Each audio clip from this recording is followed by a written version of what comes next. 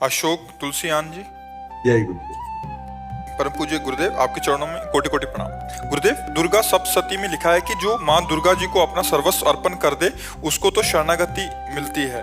माँ ने जितनी समझ, जितनी सामर्थ्य, जितनी शक्ति दी, मैंने अपना सर्वस्व अर्पण कर दिया। महाराज जी, कुछ तो कारण है कि इतना होने पर भी पूर्ण शरणागति नहीं हो रही। कृपया मेरे मन की इस दुविधा को अभी आपने समर्पण किया, आपको याद है इसलिए आपने समर्पण नहीं किया। ये अहम स्मृति है ना, अहंकार विमूढ़ आत्मा करता हमिति मन्यते। मैंने ऐसा किया, क्या समर्पण किया? कुछ नहीं। आपको याद कहाँ है? जब आपको याद ना हो इस बात का, मेरा कुछ है तो माँ का है, तो आपका क्या बनना है? फिर आप भी तो माँ के हैं, तो आप भी माँ स्वरूप ही हो जाएंगे। देवी प्रपन्नार्थ हरे प्रसीद प्रसीद मातर जगतोखिलस्य प्रसीद विश्वेश्वरी पाहि विश्वम तुमीश्वरी देवी चरा चरस्य। तो तुम भी तो वही हो, मातृ शक्ति तुम में भी तो विराजमान है। वो शक्ति नहीं आई, वो चैतन्यता नहीं आई तो समर्पण नहीं हुआ ना। हम आज सत्संग में कह रहे थे, अगर ध्यान से सुना हो, कि बिजली का बोर्ड सही है, प्लग भी लगा हुआ है, स्विच भी सही है, बल्ब भी सही है, और ऑन करने से जला क्यों नहीं? बोले कनेक्शन सही नहीं है। बस चावल भर कनेक्शन हटा, इसलिए ऑन ऑफ करते रहो, कोई फर्क नहीं पड़ेगा। और थोड़ा और कनेक्शन सही हो जाए, एक बार में जल जाएगा? नहीं जल जाएगा। हमारा कनेक्शन सही नहीं है, हमारा चिंतन सही नहीं है, हमारा समर्पण सही नहीं है। अभी अहम बकाया रह गया है। तन वांग मनोभीर अमलई सोहम तवै वाश्रिता। शरीर मन वाणी और अमलई निर्विकार भाव से मैं स्वयं प्रभु के चरणों में शरण, तो शरणागति पक्की। फिर निर्भय निसंकोच आनंद में आप बेपरवाह मस्त हो जाएंगे। वही चाहे माँ को चाहे पिता को, वही हैं, वही है पिता। तुम्हें माता च पिता तुम्हें, तुम्हें बंधुश्च सखा तुम्हें विद्या द्रवणं तुम्हें। वही हरि माँ बने हैं, वही माँ हरि बनी है, कोई अंतर नहीं। वही कृष्ण काली है, वही काली ही कृष्ण है, कोई और एक ही तत्व है, दूसरा तो है नहीं। तो जब हम उसकी शरण में हो जाएंगे तो हमारे अंदर ये सब लक्षण जागृत हो जाएंगे। अभी हमारा समर्पण, हमारा चिंतन कहीं न कहीं विपरीत है। उसको आपको ढूंढना पड़ेगा, उसको आपको ढूंढना पड़ेगा। गुरुदेव की कृपा के बिना ये नहीं हो जी। हाँ, तो आप नाम जप करो, उसी नाम में आपको दिखाई देने लगेगा आपसे क्या त्रुटि हो रही। हाँ, आप नाम जप करो, जो आपको प्रिय लग रहा हो, जो आप जप रहे हो, और एकाकार जपो। जैसे मान लो माँ, हम कह रहे मान लो माँ, तो हमारे सामने माँ लिखा है, तो माँ माँ, और उसी के बीच में आ जाएगी जो गलती आपकी है, जो आपकी त्रुटि है, वो साधक के सामने आ जाती कि बार बार जलन होगा और ये होगा, ये गलती है, कैसे छूटे, बस जान लेना वो गलती आ जाएगी। पूरा का पूरा अंतःकरण की छानबीन भजन के समय होती है। जब हम एकाग्रता पूर्वक भजन करते तो हमारी सबसे ज्यादा जितनी गंदगी होती है, जो वही सामने आती है, वही हमारे सामने आने लगी है।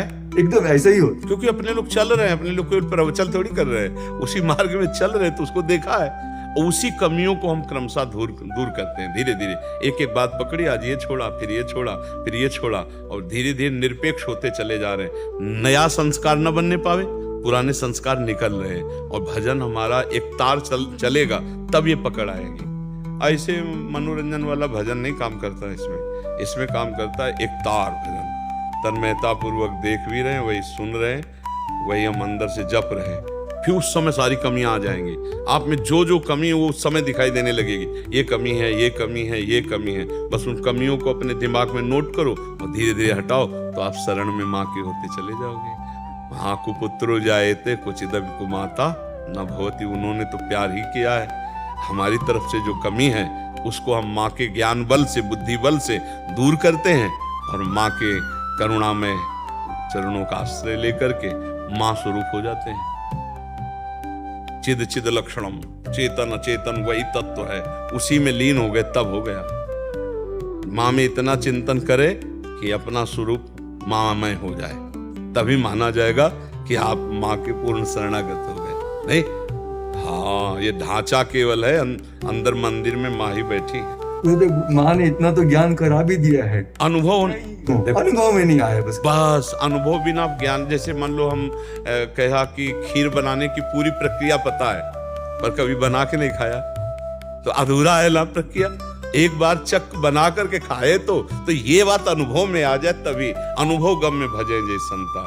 ज्ञान तो बहुत लोगों को है, लेकिन उसका अनुभव कहाँ है? अनुभव हो जाए तो जीवन मुक्त हो जाए। आनंदमय हो जाए। ठीक है। महर्षि, जैसे हमें प्यारी जी श्री जी राधा रानी से प्रेम है और उनके भक्तजनों को उन पे पूरा दृढ़ विश्वास है और वो प्रेम भी करती हैं हमसे, तो वैसे ही जो माँ के भी बहुत सारे भक्त हैं, तो माँ भी वैसा ही प्रेम दुलार वैसा। आप सच्ची मानिएगा कि माँ को जो नहीं भजते उनको भी माँ दुलार कर रहे हैं, कि जो माँ को भज रहे हैं उनको दुलार कैसे ले करेंगे। देखो ना, पूरी सृष्टि का पालन पोषण माँ के द्वारा ही तो हो रहा है। आद्या शक्ति त्रिगुणमयी माया माँ भगवती अम्बा ही तो पूरे जगत का पालन पोषण कर रही है। हरि की शक्ति से तो सब हो रहा है। तो शक्ति स्वरूपा यही तो है माँ, यही तो जगदम्बा है। तो हमें लगता है यदि हम प्यार से भजन करेंगे तो निश्चित यही सब हैं। आपसे सच्ची कहते हैं, आप सीता कहो, राधा कहो, दुर्गा कहो, काली कहो, अम्बा कहो, वो महाशक्ति है। वही सब परम तत्व है। 10-20 तत्व नहीं है, एक ही है। लीला में अलग अलग लीलाएं। कहीं माँ का शांत रूप है, गौरी शांत रूप, कहीं विकराल चामुंडा भद्रकाली कहीं विकराल कहीं शांत, उन्हीं के सब रूप है। हम अगर प्यार से माँ को भजेंगे तो भगवत प्राप्ति भी हो जाएगी, ब्रह्म बोध भी हो जाएगा, जो चाहोगे वो हो जाएगा। पर इतना मानना है कि माँ से बढ़कर कोई नहीं है।